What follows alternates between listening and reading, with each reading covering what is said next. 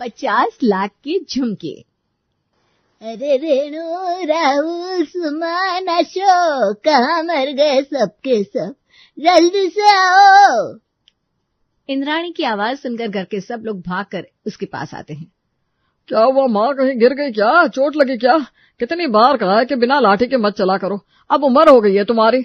अरे उम्र होगी तेरी, मैं तो अभी तुम सबसे ज्यादा जवान हूँ, कुछ नहीं हुआ मुझे। फिर क्या हुआ दादी जी, आपने आवाज देकर हम सबको क्यों बुलाया? ऐसी भी क्या आफत आ गई? अरे कुछ नहीं रेणु, दादी का अकेले बैठकर मन नहीं लग रहा होगा, तो उन्होंने सोचा सबको बुलाकर थोड़ा सबके कान खींच लेती हूँ। अरे नाच पीटे तुझे मस्ती सूझ रही है, यहाँ मेरी आंखें गायब हो गई है। आंखें? वो कैसे गायब हो सकती हैं? मुझे तो आपकी दोनों आंखें सही सलामत अपनी जगह पर दिख रही है।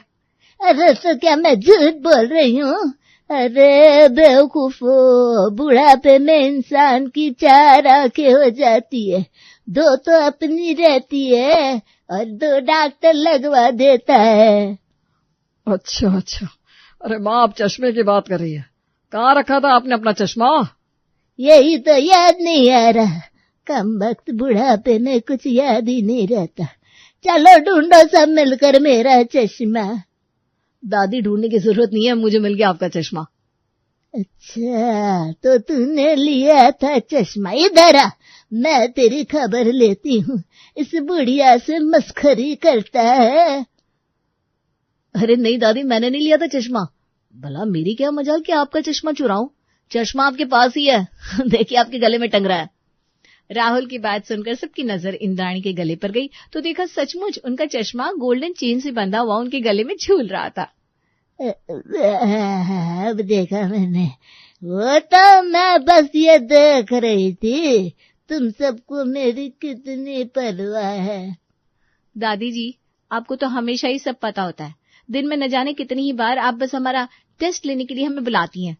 अच्छा अब जाओ यहाँ से, अपना अपना काम करो, मुझे रामायण का पाठ करना है। जा, अब देखो शोर मचाए रहते हैं। इंद्राणी की बात सुनकर सब चले जाते हैं और वो अपना रामायण का पाठ करने लगती है। अगले दिन रेणु और राहुल को पड़ोस की शर्मा आंटी के बेटे की शादी में जाना था। रेणु खूब अच्छे से तैयार हो गई थी, तभी इंद्राणी अपनी लाठी के सहारे रेणु के पास आती है। अरे क्या नाम है तेरा? मैं भूल गई। रेणु? वेणु नहीं दादी, रेणु। अच्छा अच्छा, जो भी है जल्दी घर आ जाना, ज्यादा रात मत करना, मेरे पैरों की मालिश करनी है, याद है ना? जी दादी जी, टाइम से आ जाऊंगी घर, चिंता मत कीजिए। और मेरा नाम रेणु है, वेणु नहीं, याद रखिएगा। हाँ पता है तेरा नाम रेणु है। तो क्या करूं, माला बनाकर जाप करूं क्या तेरे नाम का? दादी जी जाने दीजिए आप। अच्छा ये बताइए मैं कैसी लग रही हूँ? अच्छी लग रही है, ले लाल साड़ी तुझ पर खूब जच रही है, पहले तो कभी नहीं देखी पहने हुए। नहीं खरीदी क्या? हाँ दादी जी, ये साड़ी मुझे कल ही राहुल ने लाकर दी है और उन्होंने कहा आज इसे ही पहनना। बिल्कुल अपने दादा पर गया है राहुल।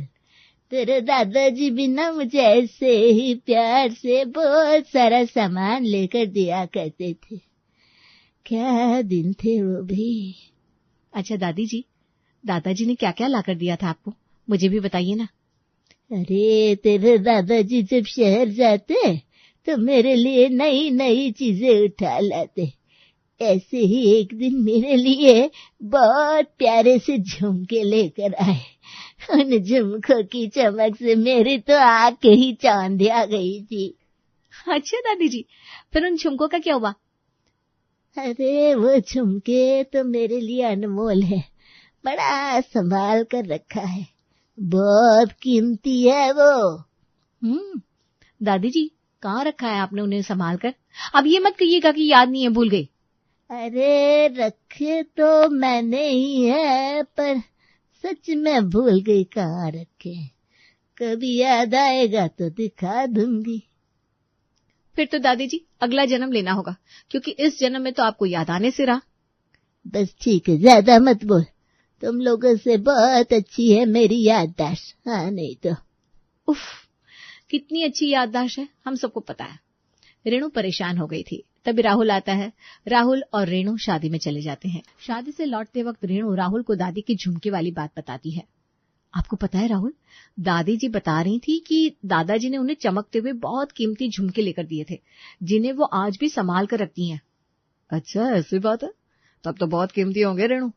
जरा सोचो, उस जमाने के झुमके, आज तो बाजार में उसकी कीमत कितनी ज्यादा होगी। सोने का दाम भी तो कितना बढ़ गया है। सोचो अगर वो झुमके हमें मिल जाए तो। वैसे कहाँ रखे हैं दादी ने झुमके? अरे दादी जी तो झुमके कहीं रखकर भूल गई हैं, और उन्हें याद दिलाना मतलब हाथी के पैरों में पायल पहनाने जितना मुश्किल है।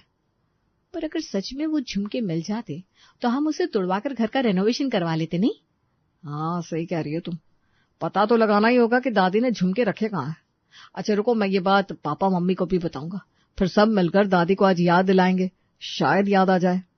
और हाँ, ये भी पूछना कि उस जमाने में झुमके कितने के रहे होंगे। इससे हमें झुमके की आज की वैल्यू भी तो समझ में आएगी। हाँ, तुम सही कह रही हो। राहुल और रेणु घर पहुंचते हैं और ये बात अशोक और सुमन को भी बताते हैं। वो दोनों चौंक जाते हैं और फिर सब डिसाइड करते हैं कि कल सुबह दादी से इस बारे में पूछेंगे। अगले दिन सुबह सब साथ में बैठकर नाश्ता कर रहे थे, तभी अशोक कहता है, माँ एक बात पूछनी थी आपसे। अरे पूछ लेना, पहले ये पराठे तो खा लेने दे मक्खन लगाकर। भूखे पेट मेरे मुंह से आवाज ही नहीं निकलती। माँ जी आराम से खाइए, खास आपके लिए ही बनाए आपकी पसंद के गोभी के पराठे। याद आया, मुझे गोभी के पराठे बहुत पसंद है। मैं तो कब से भूल गई थी। तुझे कैसे याद था बहू? सुमन अपना माथा पीट लेती है और मन ही मन कहती है, क्योंकि माँ जी याददाश्त आपकी कमजोर है, मेरी नहीं। हे भगवान, माँ जी तो अपनी पसंद नापसंद भी भूल जाती हैं। ऐसे में माँ जी को झुमके याद आएंगे क्या? अच्छा दादी, रेणु बता रही थी कि आपके पास बड़े ही सुंदर और चमकने वाले झुमके हैं, वो कहाँ रखे हैं दादी? हमें भी दिखाइए ना। इंद्राणी थोड़ा सोचती है, फिर कहती है, झुमके? कौन से झुमके? ये रेणु आजकल देख रही हूँ कुछ भी बोलती है। अरे मुझे कोई झुमके वुमके याद नहीं। इसे अपने लिए झुमके चाहिए होंगे तो तुझसे इसने नई कहानी बनाकर सुना दी। अरे दादी जी, मैं क्यों बनाऊंगी कहानी? आप ही ने बताया था दादाजी ने आपको बड़े प्यार से वो झुमके लाकर दिए थे, जो कि अनमोल है आपके लिए। भूल गई क्या आप? अच्छा, वो झुमके, हाँ, वो मुझे याद है। अरे बहुत कीमती झुमके थे, तेरे दादाजी बड़े प्यार से लाए थे और मुझे अपने हाथों से पहनाया था। अच्छा, तो पापा ने कभी बताया नहीं आपको कि उन झुमकों की कीमत क्या थी? बताया तो था एक बार, मुझे याद नहीं। कोशिश कीजिए ना माँ जी, याद आ जाएगा। याद आया। 50 कुछ तो कहा था, कह रहे थे बड़े कीमती है, संभाल कर रखना। 50 क्या दादी? सिर्फ 50 बोलकर क्यों चुप हो गई आप? 50,000 के थे क्या? अरे नहीं, झुमके इतने पुराने हैं तो 50 लाख के होंगे। अरे माँ, कहीं 50 करोड़ तो नहीं? माँ याद करो ना, कितने के थे ये झुमके? यही तो याद नहीं आ रहा। पर तुम्हें क्या, कितने के भी थे झुमके? मेरे थे, किसी को नहीं दूंगी मैं। अरे अनमोल है, अनमोल। अच्छा दादी, जाने दो कितने के भी थे, बस एक बार दिखा तो दो झुमके, हमें भी देखने हैं इतने कीमती झुमके। कैसे दिखाऊं तुमको झुमके? वो तो मैंने संभाल कर रखे थे, लेकिन कहाँ, ये याद नहीं आ रहा। अरे माँ, आप कैसे भूल सकती इतनी जरूरी बात? याद करिए ना। अरे नहीं, दादी के दिमाग का पेन ड्राइव करप्ट हो गया है। हाँ, और बैकअप भी नहीं लिया था। माँ एक काम करो, सोचो कि आखिरी बार उन झुमकों को आपने कब देखा था? इंद्राणी सोचते हुए कहती है, जब वो मेरठ वाले शर्मा काका आए थे। नहीं तब नहीं। जब पड़ोस की मिश्रा बहू की शादी हुई थी। नहीं तब भी नहीं। बल्कि अरे नहीं, अब कुछ याद ही नहीं आ रहा। आखिरी बार कब निकाले, कहाँ रखे, भगवान जाने। ऐसा कहते कहते इंद्राणी अपने कमरे में चली जाती है और पूरा परिवार अपना सर पकड़ लेता है। देखो, अब तो साफ है कि माँ को झुमकों का कुछ भी याद नहीं है। हमें ही खुद ढूंढने पड़ेंगे वो कीमती झुमके। हाँ जी, सही कहा आपने। माँ जी ने झुमके घर में ही कहीं रखे होंगे, हमें घर में ढूंढने से मिल ही जाएंगे कहीं ना कहीं। अच्छा मम्मी, अगर झुमके मिल जाएं तो हम उनका क्या करेंगे? मैं तो कहती हूँ उन्हें बेचकर घर का रेनोवेशन करवा देते हैं। नए वॉलपेपर, नया फर्नीचर, पूरा घर चमक जाएगा। हाँ, और घर चमकाने के लिए झुमकों की बलि चढ़ा दो। मेरी राय में तो हमें एक कार खरीदनी चाहिए। कितनी बार कह चुका हूँ, हमारी पुरानी कार खटारा हो चुकी है। हद है, कार वार छोड़ो, असली चीज समझो। मैं तो कहती हूँ झुमके तुड़वाकर मैं अपनी नई ज्वेलरी बनवा लेती हूँ। ब्रांड न्यू नेकलेस, चूड़िया, कंगन। भगवान, तुम्हें दुनिया में सिर्फ गहने ही क्यों दिखते हैं? और तुम सबने पहले से ही प्लानिंग कर रखी है अपने अपने मन में। पर ये सब तो तब होगा ना जब झुमके मिलेंगे। यहाँ झुमके मिले नहीं अभी और इनके मन में पहले से ही लड्डू फूटने लगे। सबको अशोक की बात बिल्कुल सही लगी कि झुमके मिले तो सही पहले। बात वहीं आ जाती है, पहले झुमके ढूंढने होंगे, बाकी बातें बाद में हो जाएंगी। हाँ, सब सपने बाद में देखेंगे। अभी तो मिशन झुमके ढूंढो शुरू करते हैं। कल से हम सब मिलकर झुमके ढूंढेंगे और जिसे झुमके मिलेंगे मर्जी भी उसकी ही चलेगी। हाँ, ये सही है। अब देखो झुमके तो मुझे ही मिलने वाले हैं। अगला दिन पूरा परिवार झुमके ढूंढने में लग जाता है। घर के हर कोने को टटोला जा रहा था। सभी अलग अलग जगह झुमके ढूंढ रहे थे और कुछ देर बाद नजारा ऐसा होता है कि पूरे घर का घमासान मच जाता है। तभी अशोक कहता है, अरे किसी ने माँ का वो पुराना बक्सा तो देखा ही नहीं। मुझे लगता है झुमके वहीं मिलेंगे। रेणु और सुमन तेजी से दौड़कर इंद्राणी के कमरे में पहुंचती हैं और बक्सा खोलते ही चीजों का सैलाब गिरने लगता है। ऊन के गोले, पुराने चश्मे, टूटी हुई बिंदी की डिब्बी और न जाने क्या क्या। हे भगवान, ये दादी जी का बक्सा है या म्यूजियम? कितनी सारी पुरानी चीजें हैं इसमें। माँ जी, ये चप्पल यहाँ क्यों रखी है? अब चप्पल कौन ऐसे बक्से में संजो कर रखता है? बेटा, ये चप्पल नहीं, मेरी अच्छी यादों का हिस्सा है। ये तुम्हारे दादाजी ने शादी के समय मुझे तोहफे में दी थी। दादाजी ने आपको चप्पल भी गिफ्ट की थी? हाँ बेटा, मुझे हर बार नई चीज लाकर देते थे। वो भी क्या दिन हुआ करते थे। दादाजी की गिफ्ट की हुई चप्पल मिल गई पर झुमके नहीं मिले। काश दादाजी ने इस टूटी चप्पल की जगह झुमके इस बक्से में रखे होते। जरा ये कंबल हटा कर तो देखो, शायद वहां रखे हो झुमके। और हाँ, जब सब सामान निकाला ही है तो अब अच्छे से सफाई करके रखना। कितने दिनों से मेरे बक्से की सफाई भी नहीं हुई। इंद्राणी आराम से बैठकर चने खाते हुए बोल रही थी। अच्छा दादी जी, देखती हूँ और सफाई भी कर दूंगी। ये बोलकर रेणु और सुमन बक्से को एक और बार खंगालने लगते हैं। दादी जी, ये आपका बक्सा है या जादू का पिटारा? इसमें तो सामान निकलता ही जा रहा है, निकलता ही जा रहा है। अरे ये क्या है? ये कौन सी किताब है? अरे बेटा, ये वो क्या कहते हो तुम लोग, खाना बनाने की विधि वाली किताब है। इसमें वो सारी खाने की विधि लिखी है जो मैंने पढ़ी तो है पर कभी बनाई नहीं। अब तुम लोगों को मिल गई है तो इसमें से पढ़कर रोज खाने में कुछ नया बनाना। हे भगवान, झुमके तो नहीं मिल रहे। दादी जी की फरमाइशें जरूर मिल रही हैं। दादी, तो मतलब ये सिर्फ थ्योरी बुक है? हाँ बेटा, ऐसा कह सकते हो, पर काम आएगी। सुमन और रेणु मुझे इनमें से रोज एक नई चीज बनाकर खिलाएंगी। वो सब तो ठीक है माँ, पर झुमके कहाँ रखा है, कुछ याद करो ना। मैं तो थक गई माँ जी के बक्से में ढूंढकर। इसी बहाने माँ जी ने मुझसे अपना पूरा बक्सा साफ करवा लिया। अब मुझ में और हिम्मत नहीं है। आप लोग ढूंढिए भाई झुमके। कहीं दादी ने मंदिर वाले ड्रॉर में तो नहीं रखे? क्योंकि दादी अक्सर मंदिर में ही तो बैठी रहती हैं। ये सही कहा राहुल तुमने, ये भी हो सकता है। मैंने कल सुबह ही ड्रॉर खोला था, पर किस लिए खोला था याद नहीं। राहुल मंदिर में जाकर ड्रॉर खोलकर देखता है। हाँ, कुछ तो है। सभी भाग कर देखते हैं, लेकिन अंदर से निकलता है एक आधा खाया हुआ पेड़ा।